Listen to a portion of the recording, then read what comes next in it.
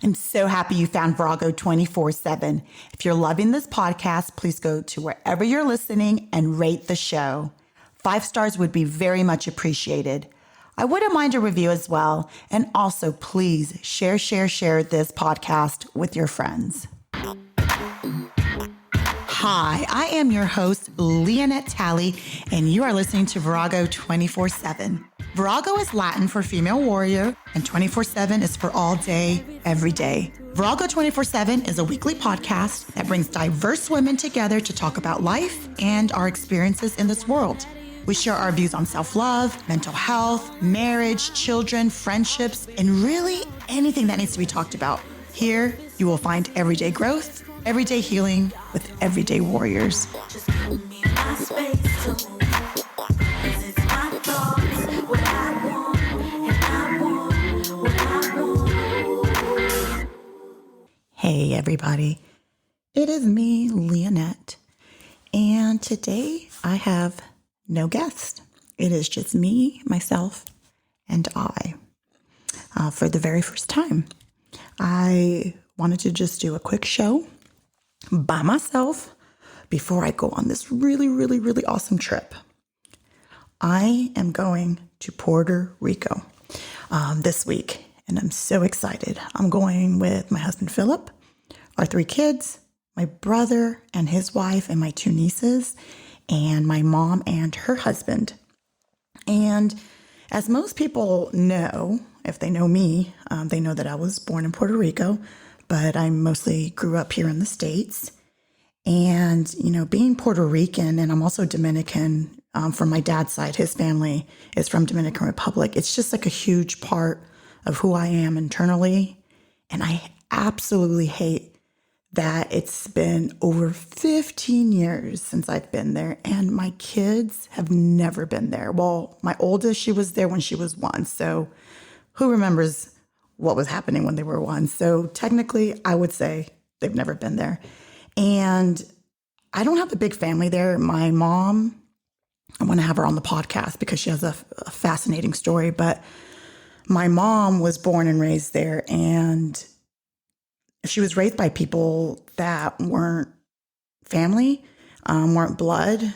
It wasn't really like an adoption type deal. So I can't say, oh, she was adopted. It's just she was kind of given to different people to be raised.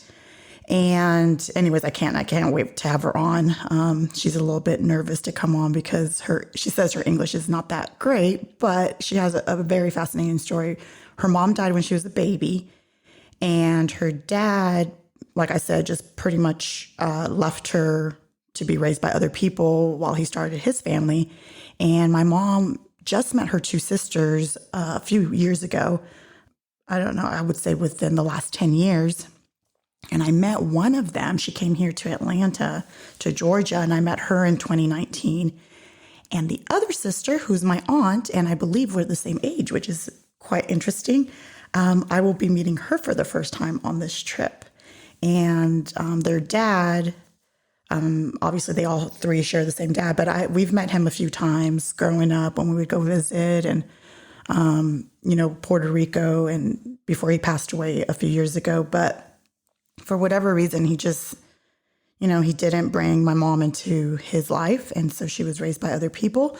And I'm saying all of this because, most people ask me, how often do you go back to Puerto Rico? And, oh, how's your family? Anytime there's a hurricane or a storm. And I'm like, I really don't really have family there that I know or that I'm close to. And so that's why I haven't really gone back. And we talk about it. And, oh, the kids need to go. So this is a trip that just kind of came together because I'm just tired of talking about it. I'm tired of talking about things.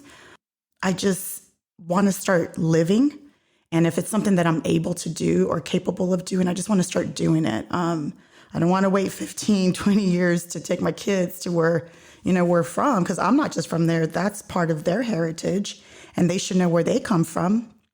And, my grandmother comes here and she only speaks Spanish. It's my only grandparent that I know is my dad's mom, and she doesn't speak any English. So they're around that. Or, when my mom comes to visit, We, speak Spanglish, like she speaks Spanish, but sometimes if I forget a word, I'll throw in an English word. And, being Puerto Rican and Dominican is such a strong heritage that I just don't want any of the culture to die with me or end with me because I didn't take my kids.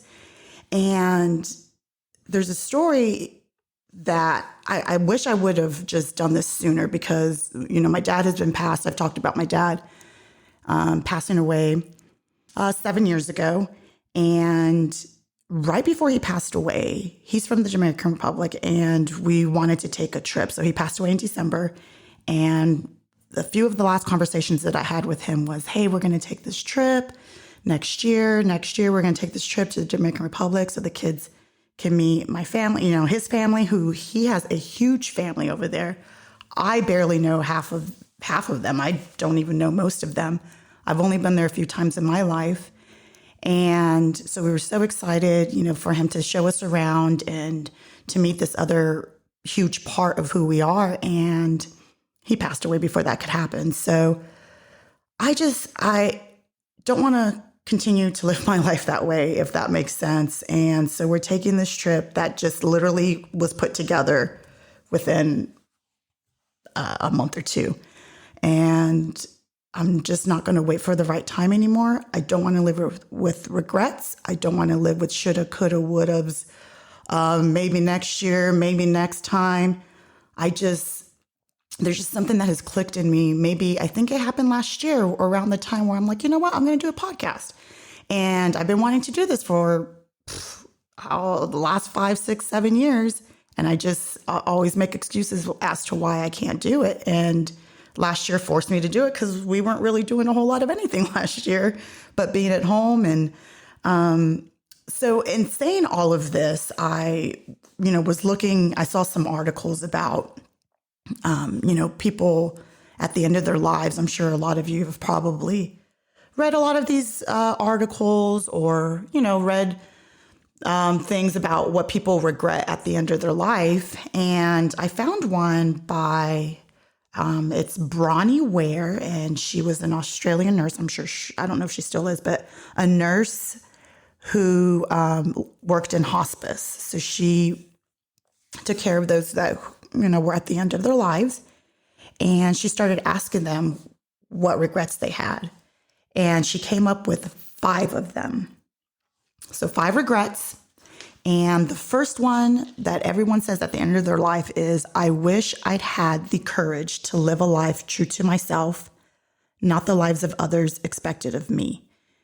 And in doing this podcast, that's what I'm starting to hear from people. And hopefully some of these people will come on and share their stories and share their truths, because a lot of us are living for others or living in a way that we're expected to be. And a lot of these people, she went on to say that a lot of these people wish that they had pursued their own plan and not what others wanted them to do. I feel like there's a lot of us in that boat. And just talking to some of my friends and people open up to me for some reason. I don't know. I don't know what it is, but people open up. And so I get a lot of kind of the same stories, maybe different situations, but similar stories of what struggles and internal struggles people are going through. The second regret that people have mostly came from men, and it was, I wish I hadn't worked so hard. And like I said, this came mostly from men, and a lot of them missed a lot of activities because of work or family, gatherings, because they were too busy working. I would have to admit that was my father. I'm sure if he could come back to this earth, that would have been one of his regrets. I would think he would say that. The third one was, I wish I'd had the courage to express my feelings. And I loved this one because that's what I'm learning to do. I am learning to express myself in the best way that I can to not offend people. Sometimes people still get offended, even with this podcast. Things that I have said have rubbed some people the wrong way. And all I can say is I'm trying to be as respectful as I can be.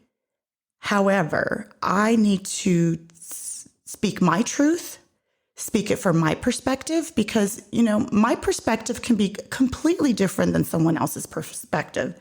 And we just have to learn that my view is going to be different than your view. So you can't get upset when I've expressed myself on something that I've lived through, I've seen with my own eyes and my own experience. And they're just, some people don't have the courage to express their feelings. And I completely understand, because people get so offended, or we don't want to hurt someone's feelings.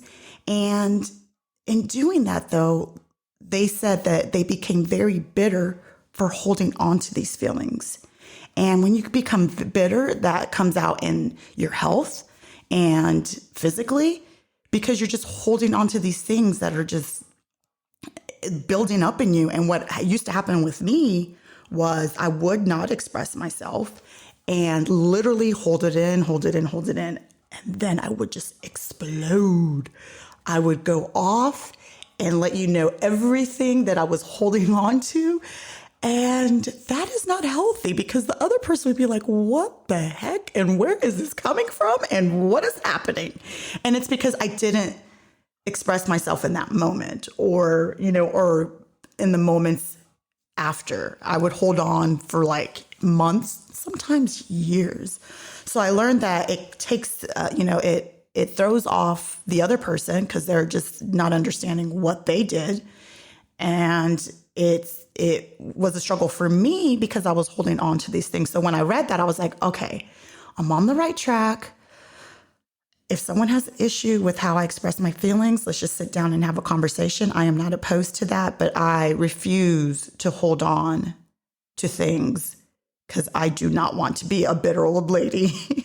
All right. So the fourth one was, I wish I had stayed in touch with my friends.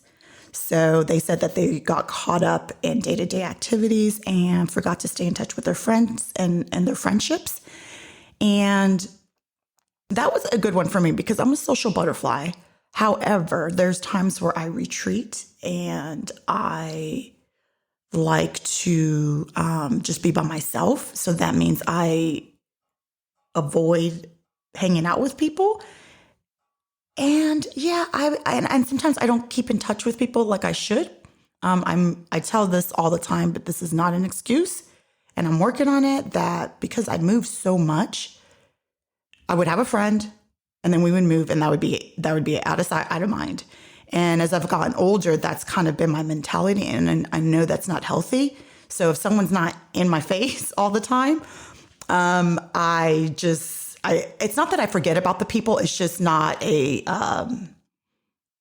something that I pursue on a regular like I should. So I'm definitely working on that. So reading that, I was like, all right, things that I'm working on are things that people are regretting at the end of their life. And the fifth one is, I wish that I had let myself be happier.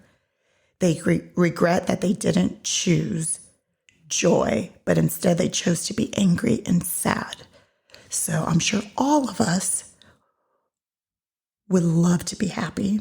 And I think sometimes we think it's not a choice.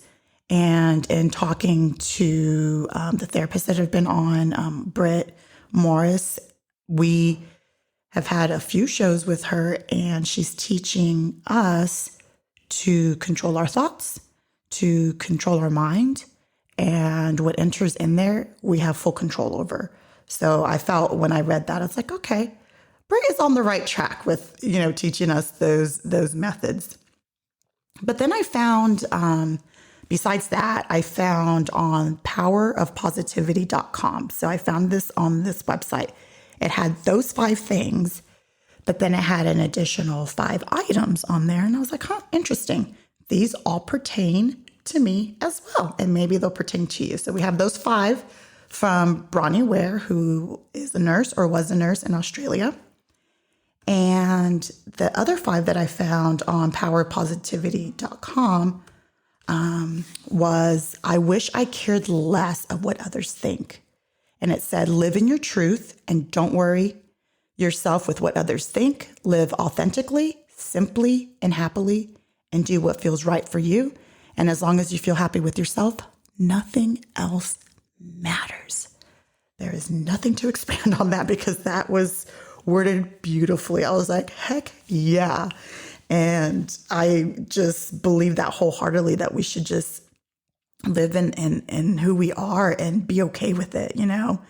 Obviously, there's things that we could work on to be better people. So I'm not saying, I hate to say these things. And then the people that have things to work on are like, well, this is just who I am, so you got to take me or leave me. No, I think there's still things that people need to work on, including myself. But like the core of who we are, I feel like that's what it's talking about. Just living who you are internally and not being ashamed of it.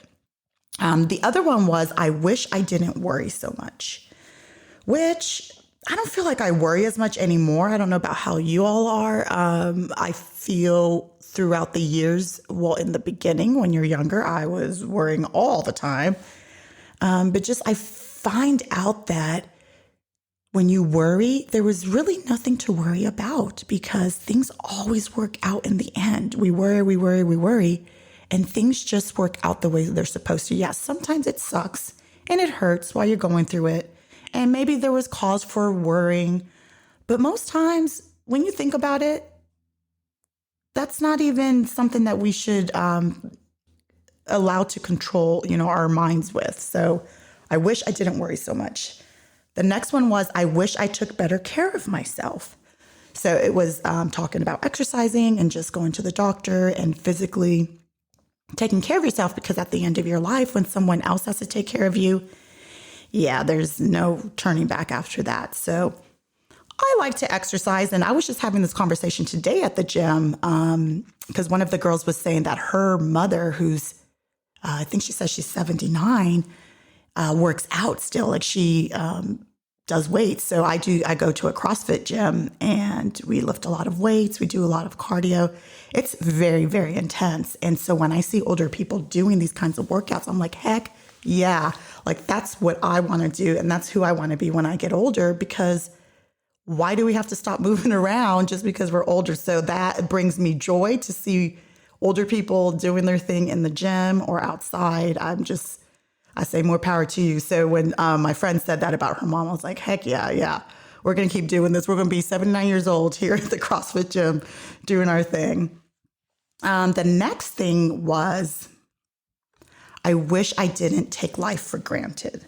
And I'm going to read verbatim what it said because I didn't want to paraphrase. I liked exactly what it said. So it says, many people actually take their life for granted, and they don't appreciate all the little things around them that make up their environment. The bees that pollinate the foods we eat, the plants that provide us with sustenance, the air we breathe that gives us oxygen, the water we drink that keeps us hydrated, the sun that shines down on us and gives us life. We should appreciate all of it. Even if you don't have much in life, you could at least say your thanks for having the basics that the universe provides you with. I think that is so beautiful. And I'm trying to do that so much more with, looking at our environment. Where we live, we have a ton of trees, we have deers, we have a lot of critters. We have all 4 seasons, which is beautiful. And instead of wishing it was winter or wishing it was summer or wishing it was spring, wishing it was fall, let's just enjoy every season, every moment. And that's what I'm trying to do. If it's winter, let's enjoy that. Yeah, I don't like being cold, but you know what? Let's bundle up and let's just see the beauty of winter. And it was a good reminder to just slow down and look around you and just see the beauty of what God has given us here on this earth. For example, also, I was driving with my kids yesterday, and there's this gorgeous tree and that had pink flowers on it, and it's cold here, but it is full bloom and gorgeous. And just seeing that, it's like, yeah, I need to keep my eyes open. Sometimes I daydream when I'm driving. And so I'm like, you know what? Let's just keep our eyes open for things like that, for the beauty that is right in front of our faces. So I thought that was a good one. And the very, very last one from this article that I saw on powerofpositivity.com. I wish I lived in the now. And I'm going to read it verbatim as well, because this one I thought was amazing, because not a lot of us live in the now.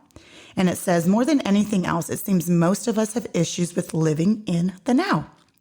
We reminisce on the past and we wish we could bring it back, or we long for a future that hasn't happened yet. Either way, we live out of alignment with the present, which means that we're never truly experiencing life. We're experiencing moments in our memory or moments in our imagination.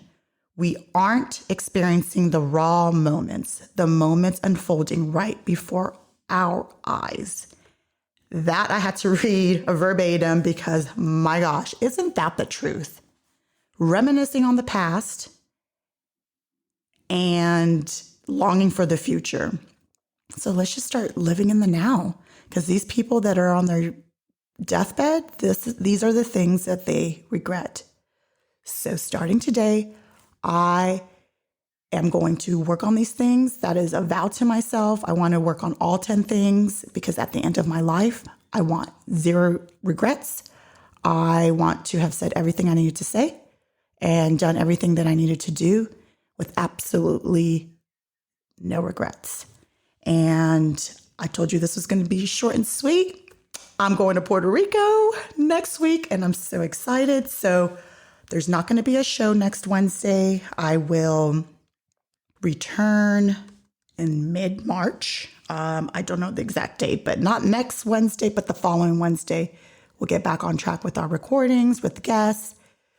But I just, I just wanted to share that, because in searching, I don't know if searching is the right word, but in looking at my life and the next, hopefully 40 years, I'm 41, hopefully the next 40 years, these are the things that I want to work on and be close to mastering. I don't know if we'll ever master certain things in life, but I want to be damn close to just being in all of those things, because I don't ever want to regret anything when I leave this earth. So I will end with a very awesome quote that talks about living in the moment. When I read it, I was like, okay, this pertains to, living in the moment. And it's by James A. Murphy. It's not that we spend 5 days looking forward to just 2. It's that most people do what they enjoy most on those 2 days. Imagine living a life where every day are your Saturdays and Sundays. Make every day your weekend. Make every day a play day. Thank you so much for listening to Virago 24/7. If you haven't done so already, go ahead and hit that subscribe button, and please give us 5-star ratings. Also, don't forget to follow us on Instagram at Virago24_7 and on Facebook at Virago24/7. And just connect with us and share your story. We'd love to hear from you.